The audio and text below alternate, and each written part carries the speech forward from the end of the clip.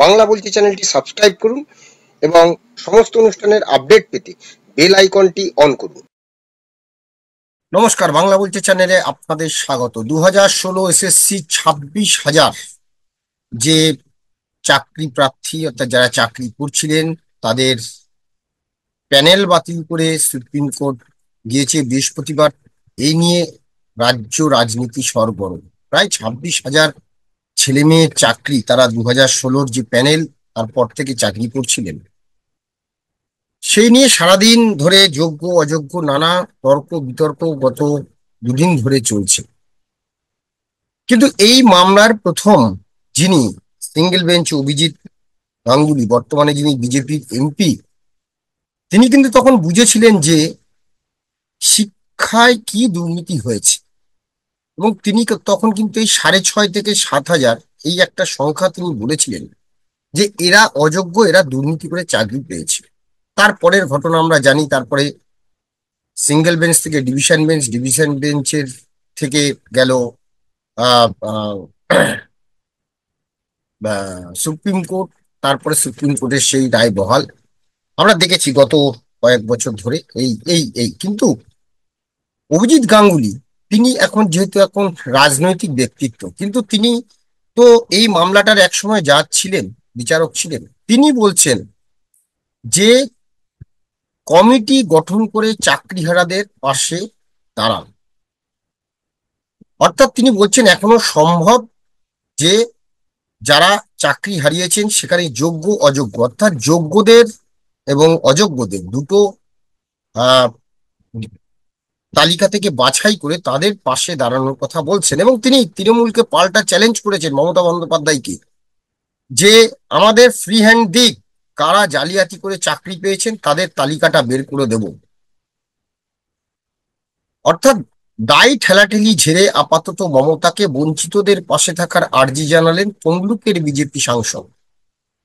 এখন প্রশ্ন হলো যে এইটা কি সম্ভব? তিনি বলছেন গোটা এখনো যোগ্য অযোগ্য তালিকা আলাদা করা সম্ভব। উপায় বাতলে সুপ্রিম কোর্টে রিভিউ পিটিশন জমা দেওয়ারও তিনি পরামর্শ দিয়েছেন মমতা বন্দ্যোপাধ্যায়কে। তিনি বলছেন দায় ঠেলাঠেলি না করে মুখ্যমন্ত্রী মমতা বন্দ্যোপাধ্যায় কমিটি গঠন করে চাকরি হারাদের পাশে দাঁড়ান। এটা কি সম্ভব? সুপ্রিম কোর্ট একবার রায় দিয়ে দিল, তারপরে কি চাকরি হারাদের পাশে দাঁড়ানো সম্ভব? আজকে এই বিষয়টা নিয়ে আমাদের আলোচনা।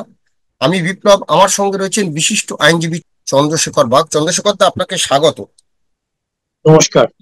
দুটো প্রশ্ন। গতকাল যেদিন এই রায়টা বেরোলো সেদিন শুভেন্দু অধিকারী একটা কথা বলেছেন যে আমরা ক্ষমতায় এলে যোগ্য অযোগ্য এদেরকে আলাদা করে যোগ্যদের চাকরি দেব, 2026-এ আমরা যোগ্যদের চাকরি দেব। কিন্তু জানি না সেই সুযোগ শুভেন্দু অধিকারী পাবেন কিনা, কারণ সুপ্রিম কোর্ট বলে দিচ্ছে 3 মাসের মধ্যে আবার নতুন করে আর কি নিয়োগ করতে হবে, পরীক্ষায় বসতে পারবে যারা যোগ্য রয়েছে তারা।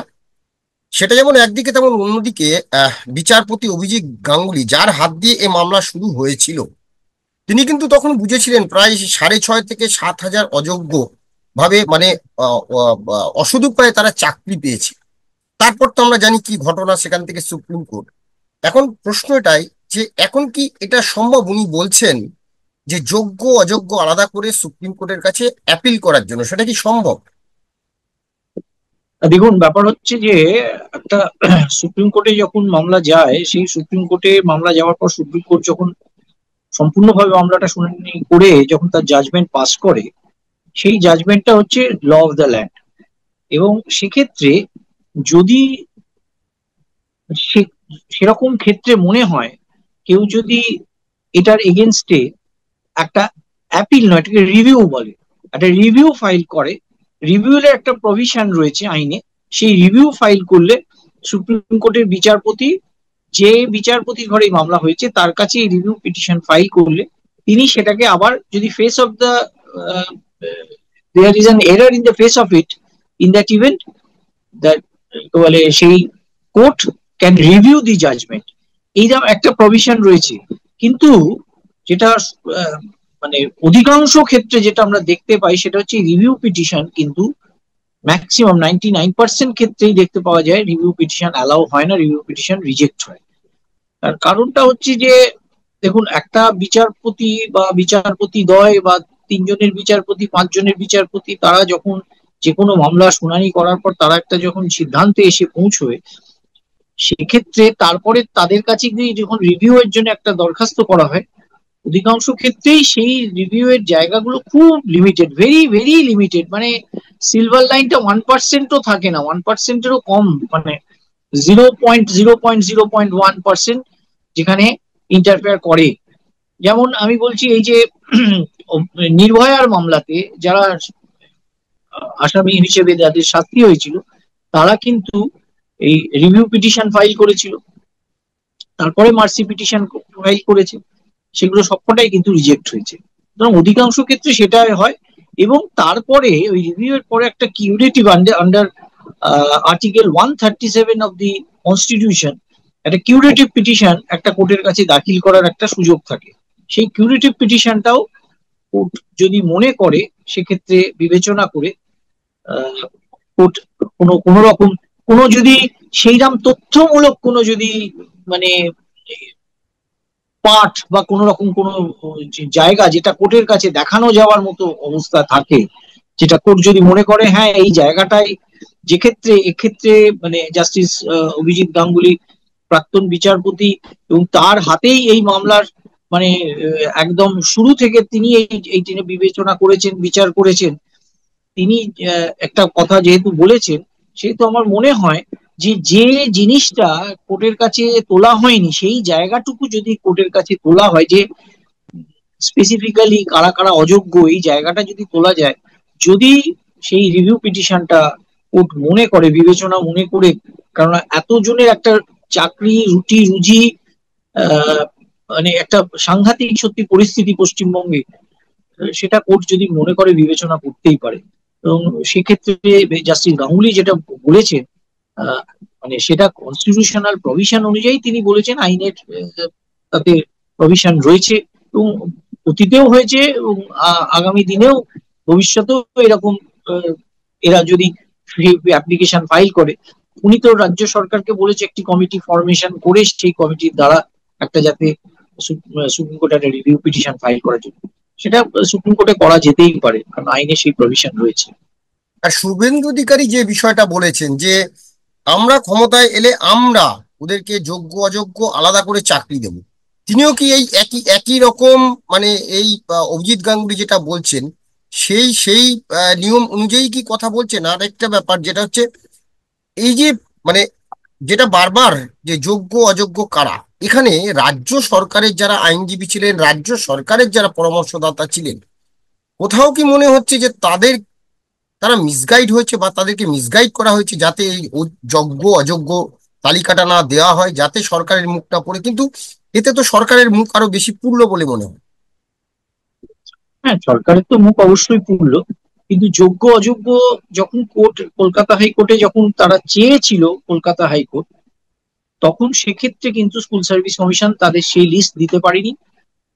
এবং যেটা শোনা যায় যে ওএমআর শিট নেই, ওএমআর শিট পুড়ে গেছে আগুনে, যে এরকম কিছু কিছু ঘটনা কোথাও কোথাও রাস্তায় ওএমআর শিট পাওয়া যায়।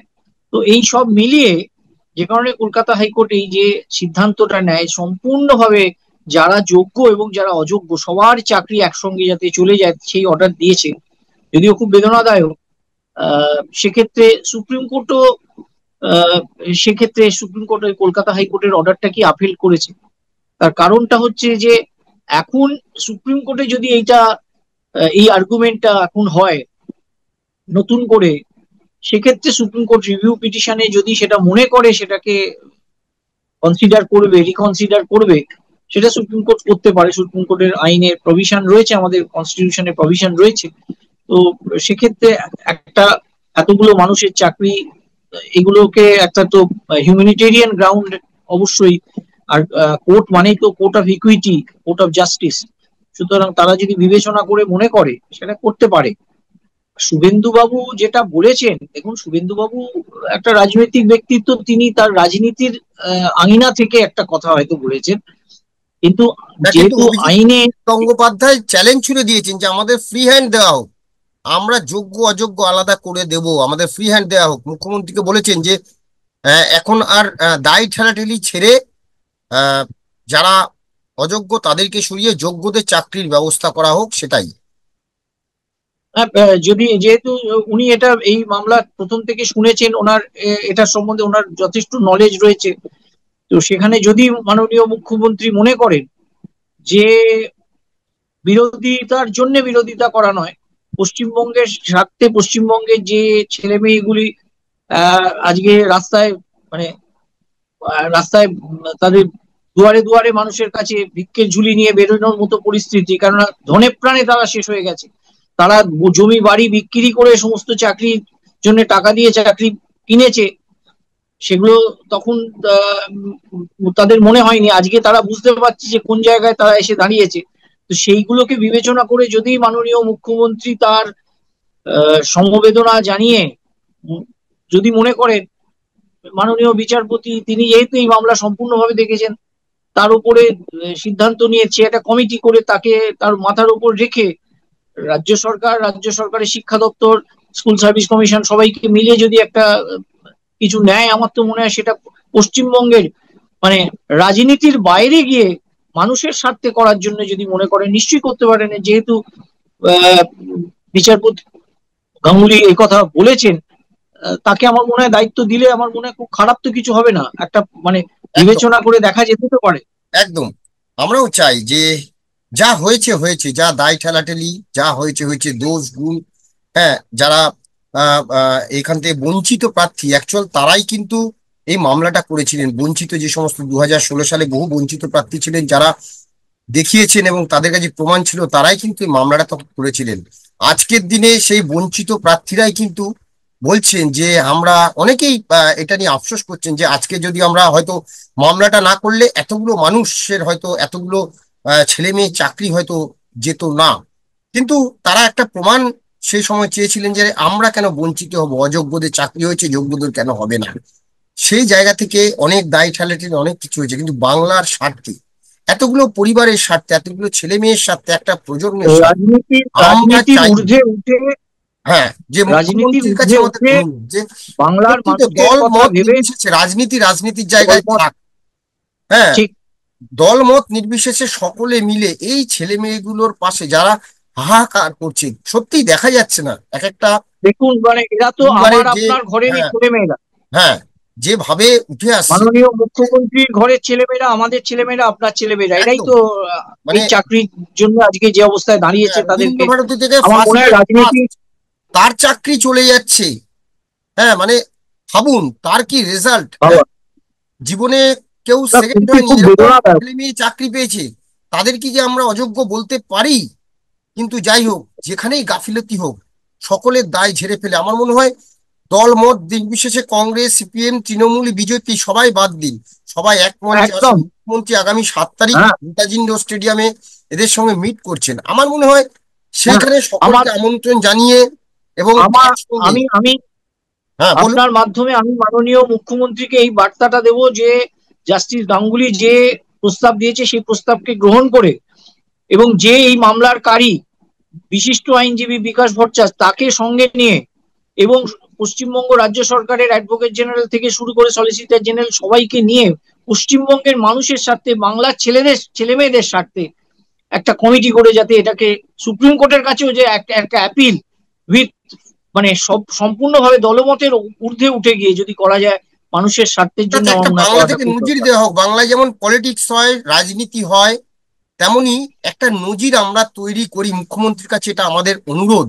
যে আপনি একদম। দল মত নির্বিশেষে সকলকে ডাকুন, রাজনীতি সরিয়ে আপনি নিজেই বলুন যে রাজনীতি করতে হবে না, আসুন এই ছেলে মেয়েগুলোদের পাশে আমরা দাঁড়াই। আমরা তখন দেখবো যে কোন দল দাঁড়ায়, কোন দল দাঁড়ায় না, কারা দাঁড়ায়, কারা রাজনীতি করছে, দেখবে। কিন্তু এই অ্যাপিলটা মুখ্যমন্ত্রীর কাছে আমরা করব, যদি সত্যি আপনার সদিচ্ছা থাকে এই ছেলে মেয়েগুলোকে তাদের চাকরি ফিরিয়ে দেওয়া, তাদের পরিবারের পাশে দাঁড়ানো, তবেই আমার মনে হয় যে আমরা হয়তো একটা সারা ভারতবর্ষের মধ্যে দৃষ্টান্ত স্থাপন করতে পারবো। এটাই আমাদের আবেদন। ধন্যবাদ চন্দ্রশেখর দা, ধন্যবাদ আপনাদের। অবশ্যই আপনারাও মুখ্যমন্ত্রীকে যে যেখানে পারেন সোশ্যাল মিডিয়ার মাধ্যমে, আমার মনে হয় সকলেই নেগেটিভ ছাড়ুন, একটু পজিটিভ বার্তা দিন। আমরা সকলেই চাই যে নেতিবাচক না হয়ে চলুন না, আমরা একটু ইতিবাচক পথে এগোই, এই বাংলায় আবার মানে দৃষ্টান্ত স্থাপন করি, এটাই আমি।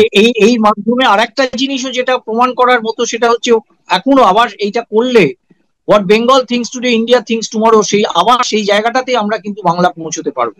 একদম একদম একদম, ধন্যবাদ ধন্যবাদ।